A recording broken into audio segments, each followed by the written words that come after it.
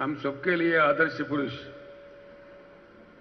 84 years में भी हमारे साथ युवा के जैसा काम करने वाले हमारे दशरथ सावंत काका, उनके लिए तालियां जोर से बजना चाहिए।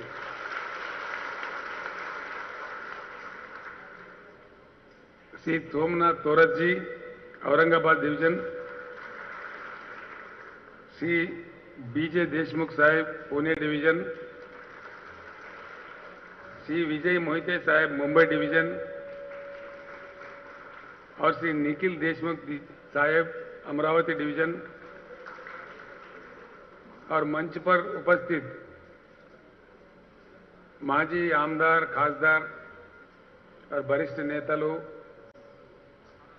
और महाराष्ट्र राज्य के कोने कोने से पूरे मतदार संघों से आए हुए मेरे प्यारे भाइयों और बहनों, आप सभी को मैं प्रणाम करता हूं।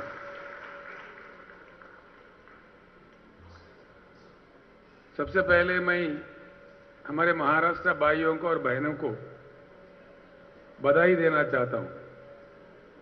इसलिए जिस लक्ष्य को लेकर हम निकले हैं, जिस लक्ष्य को लेकर, महान लक्ष्य को लेकर हमने कार्यक्रम की शुरुआत की है, आज महाराष्ट्र राज्य को और आप सभी को राष्ट्रीय नेतृत्व करने का एक पहला अवसर आपको मिला है।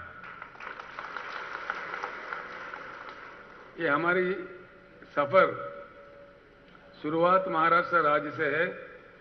ये सिर्फ महाराष्ट्र राज्य के लिए नहीं, ये पूरे भारत को बदलने वाली एक महान लक्ष्य है।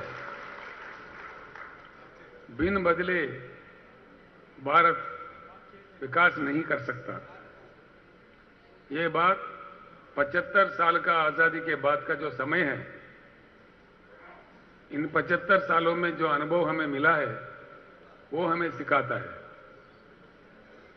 और पूरे दुनिया में भी जहां जहां रूटीन तरीके से उभर के, जिन देशों ने उभर के आउट ऑफ बॉक्स होके काम किया है, वहां बहुत विकास हुआ है।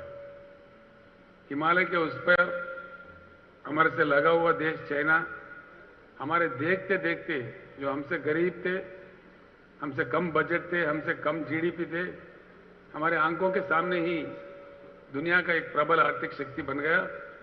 ऐसी स्थिति आया कि without China there is no world, ऐसी स्थिति आ गई है। जिन देशों को ईस्ट एशियन टाइगर्स कहते हैं, जैसे कि सिंगापुर है, मलेशिया है, साउथ कोरिया है, जापान है, ऐसे कई देश अपने रूटीन तरीका से उठकर कुछ नया रास्ता पकड़ के अपने पीछे का अनुभव का सार लेते हुए जिन्होंने काम किया है, वो देश विकसित हुआ है।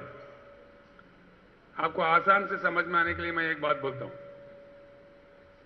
अभी हाल में ही कर्नाटक राज्य का चुनाव आपने देखा है। वहां भाजपा का सरकार हार गया और कांग्रेस का सरकार आ गया। कोई जीता है, कोई हारा है, लेकिन क्या बदलने वाला है? कुछ बदलेगा? कुछ बदलने वाला है? कुछ नहीं बदलने वाला। ये तो कथा 75 साल से चलते ही आ रहा है। कोई पार्टी जीतता है, कोई नेता जीतता है, कोई हारता है, लेकिन ये नहीं हो रहा है जो होना चाहिए। चुनाव में और चुनाव के बाद जनता का जीत होना चाहिए।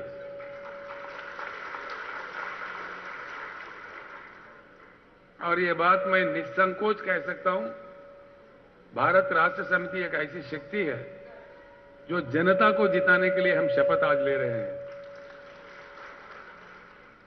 जनता की जो अपेक्षा, उनके अनुरूप कार्यक्रम बनाने का पूरे भारत में एक पहला पार्टी है जो भारत राष्ट्र समिति है, जिन्होंने तेलंगाना राज्य में जनता को, किसान को जिता के दिखाया है।